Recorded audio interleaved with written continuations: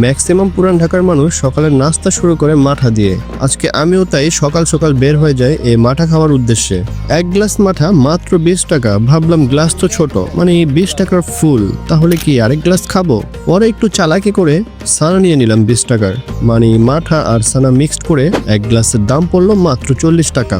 আর ভাই বিশ্বাস করো, মাঠার সাথে সানা মিক্সড করে খাওয়ার মজাটাই অন্য লেভেলের। তোমরা কিন্তু এটা ট্রাই করে দেখতে পারো আর আমাকে জানাতে পারো কেমন লাগলো মাঠার সাথে সানা মিক্সড করে খেতে। আর এখানে দেখলাম মাখন দেন মালাইও পাওয়া যায়।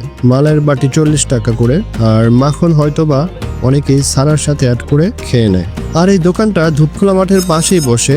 মানে ধূপখোলা মাঠের পাশে আসলেই তোমরা এই দোকানটা পেয়ে যাবে। মানে ফ্রেন্ডস বেকারি আছে, তার বিপরীত পাশে কিন্তু এই দোকানটা নিয়ে বসে। তো আজকের মতো ভিডিওটি এখানেই শেষ করি। দেখা হবে নেক্সট কোনো স্ট্রিট ফুড ভিডিও নিয়ে।